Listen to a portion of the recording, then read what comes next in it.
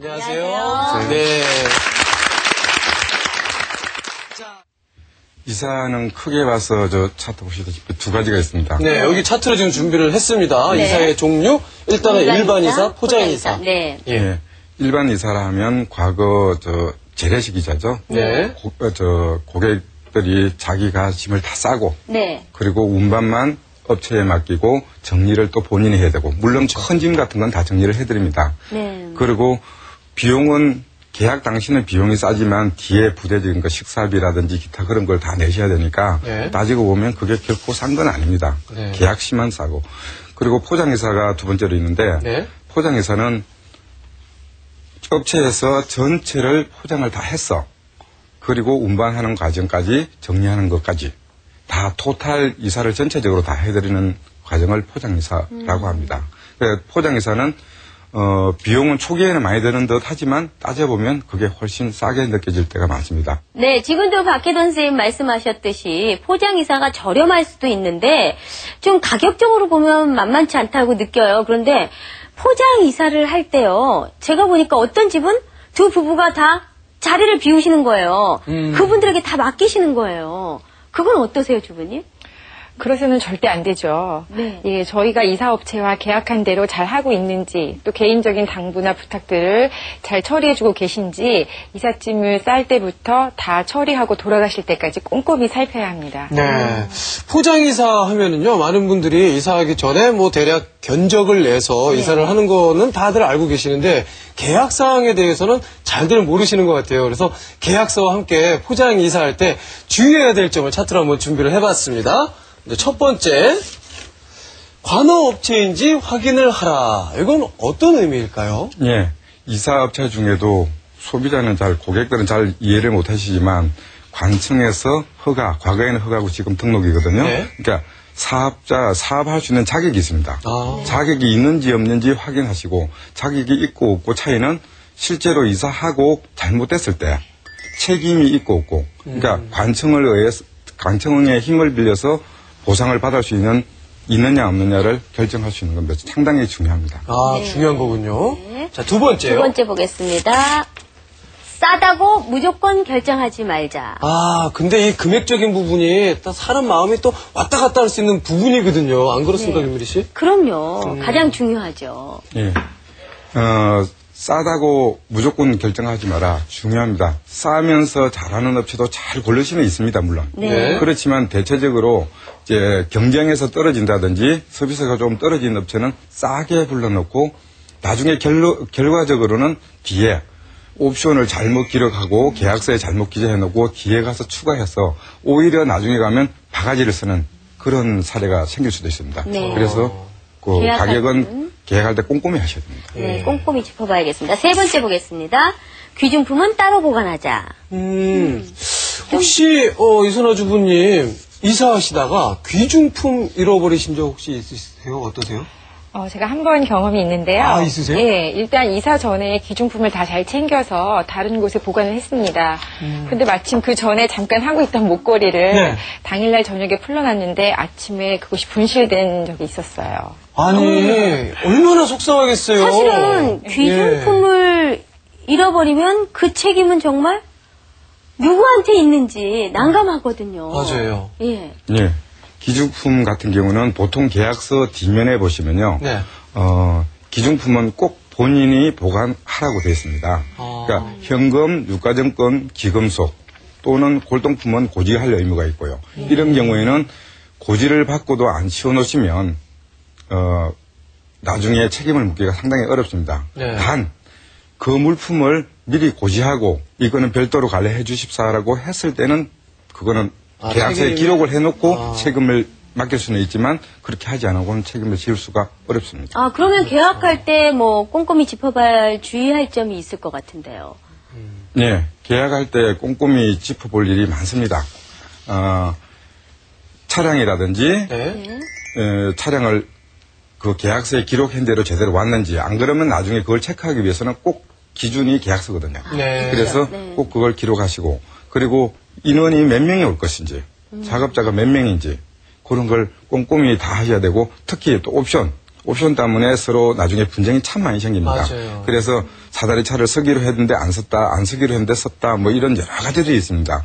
그런 걸 꼼꼼히 챙기셔야 특히 옵션의 가격이 많이 에어컨이라든지 기타 그런 걸 기록을 안 하시고 빠뜨렸다가 나중에 고객은 합쳤다고 생각하고 막상 업체는 또 그건 여기 기록이 안 됐으니까 나중에 또 내놔라 하고 그게 분쟁 소지입니다. 싸게 하는 이유 아까 말씀드렸지만 그런 걸 안 들어가면 싸면서도 나중에 뒤에 비싸게 오히려 더 바가지 서는 그런 경우가 생깁니다. 네.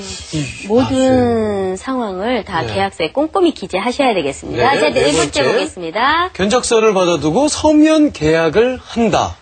아, 서면 계약을 꼭 해야 되는 건가요? 예, 서면 계약을 하시는데 요즘에는 뭐 인터넷 계약도 많습니다. 그래서 인터넷으로 계약하는 경우도 상관은 없지만 온라인 계약서를 꼭 받으시고 서로 주고받아야 됩니다. 네. 그렇지 않으면 혹시라도 견적은 미리 보고요. 대개가 이사를 한다면 견적을 미리 받으시고 계약은 나중에 하신단 말이에요. 그러면 그 계약대로 그냥 하자 그러고 사실은 사인을 안 해요. 그래서 팩스로라도 사인을 한 걸 주고받든지 안 그러면 온라인상으로도 서로 계약서를 주고받아야 정확해집니다. 아, 네. 맞아요. 알겠습니다. 마지막 5번째. 할인 쿠폰 사용 여부를 확인한다. 맞아. 요즘 할인 쿠폰 많이 와요. 많이 와요. 네. 예.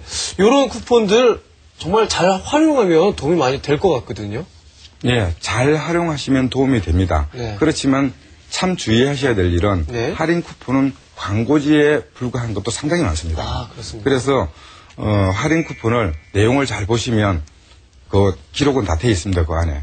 그렇지만 실질적으로 실제 가격은 보통 35만 원이라고 주로 많이 돼 있을 겁니다. 네네. 그런데 실제 계약을 할 당시에는 이거 저거 합쳐가지고 월등히 많이 굴릴 겁니다. 아. 실제 사실은 보통 대개 카드사나 이렇게 날라오는 걸 꼼꼼히 보셔야지 안 그러면 아무 소용도 없고 광고지만 그냥 보는 경우라고 생각하시면 이해가 쉽겠습니다. 그렇군요. 자, 그러면 이사 업체는 언제쯤 고르는 것이 가장 적당한가요? 네. 예. 이사 업체는 대개 이사를 하시고 그때부터 고르는 걸 준비하셔야 되고요. 그리고 전세 계약이나 집 매매를 하셨을 때 그때부터 이사 업체가 그렇습니다. 좋은 업체가 빨리 계약이 마감이 됩니다. 네. 그래서 빨리 서두르는 게 일단 좋고요. 부득이한 경우라 그러면 대개는 2주 전에는 계약하시는 게 업체 고르는 데 편합니다. 그리고 평일인 경우 그렇지만 요즘같이 신학기철이나 2월, 양력 2월 신학기철이 제일 1년 중에 붐비는 시기거든요. 요때는 한 달 전에 안 하면 좋은 업체를 고르기는 참 힘들고 이럴 때일수록 빨리 해야 되고 늦게 하시게 되면 이제 별로 서비스가 좋지 못한 업체가 이제 나중에 많은 가격을 주고 돈은 많이 주고 가격은 예. 많이 내야 되지만 서비스는 양이 삼류인 없죠. 그런 업체를 선택하는 경우가 일이 생기죠. 아, 참, 그런데 이사하면 말이죠. 아무래도 또 이거 없는 날, 손 없는 날을 또 많이 택하시지 않습니까? 그런데 이 손 없는 날 이사를 하려다 보면은 이사업체에서도 비용을 더 요구를 하는 그런 경우도 있는데 이선아 주부님도 이 손 없는 날을 택해서 이사를 하신 편인가요? 어떤가요? 저는 손 없는 날은 이사를 하지 않습니다. 네, 제가 개인적으로 기독교인이기 때문에 네. 그런 날들을 중요시 하지 않는 것도 있지만은 네네. 그런 날을 피해서 이사하는 것이 굉장히 비용 절감에 중요합니다. 알뜰 이사를 하는 방법 중에 하나가 네. 또한 업체 선정을 굉장히 잘하는 것이 중요한데요. 여기저기 견적을 뽑아보고 비교해 보시면은 비용 절감을 하실 수가 있어요. 맞아요. 지금 박혜돈 선생님, 우리 살림의 여왕님 답죠? 손 없는 날은 어차피 비싸지고 손님들이 그만큼 많은 날이니까, 그렇죠? 예. 어차피 가격이란 건 수요 공급 차이입니다. 손 없는 날은 이삿짐 업체가 100개가 있다고 봤을 때 네. 이사할 집이 200개라면 비쌀 수밖에 없죠. 그렇죠. 그리고 품질이 안 나옵니다. 채채. 그리고 잘하는 사람은 다 먼저 계약이 돼가 빠지고 늦게 계약하면 아르바이터 일당 쓰고 네네. 이런 경우가 생기니까 품질은 형편없으면서 늦게 급하니까 비싼 가격을 주고 그런 경우가 있고 요즘 들어서는 주 5일제 근무 때문에요. 네. 금요일이 또 많이 붐빕니다. 그래 금요일도 손 없는 날 같이 피하시는 게 좋습니다. 네, 그렇다면 이사할 때 비용이 대략 얼마나 들어요? 네, 이사할 때 견적 내는 방법 좀 알려주세요. 각 업체별로 다소의 차이는 있지만 30평 아파트 기준으로 말씀드리면 순수 이사 비용은 한 55만 원 정도이고요. 그리고 기타 2인용 돌침대가 있을 경우 10만 원, 틀니평 에어컨은 8만 원 정도, 또 사다리차는 층수에 따라서 5만 원에서 15만 원 정도 추가될 수 있습니다. 이삿짐 견적은 방문 견적을 원칙으로 하고 있습니다만 바쁘신 분들을 위하여 통신 견적, 인터넷 사이트 견적 서비스를 제공하고 해드리고 있고요. 방문 견적의 장점은 궁금한 사항들을 직접 물을 수 있고 그 답을 들을 수 있다는 게 있고요. 인터넷 사이트 견적은 업체 간의 가격을 서로 비교할 수 있다는 그런 장점을 가지고 있습니다.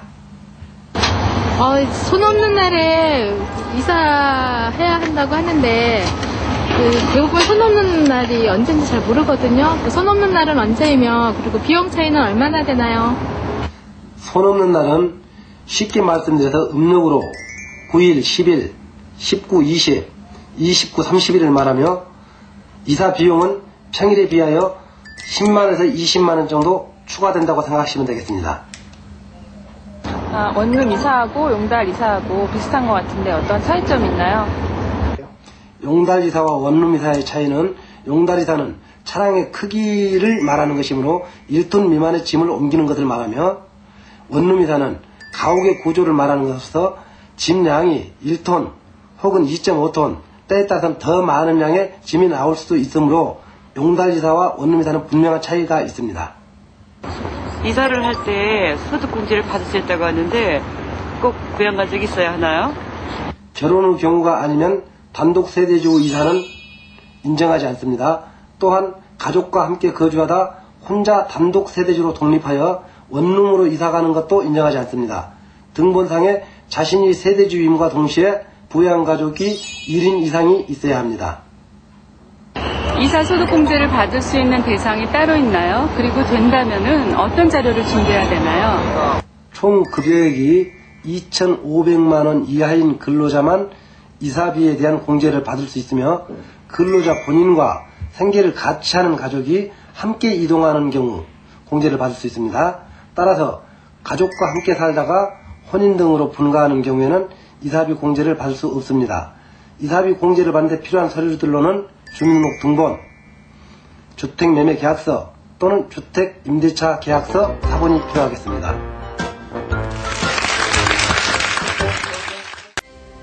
오늘은 우리 집 이삿날, 짐 정리도 척척. 자, 이제 나만의 새로운 보금자리로 출발해 볼까요? 짜잔! 나의 새 집을 소개합니다.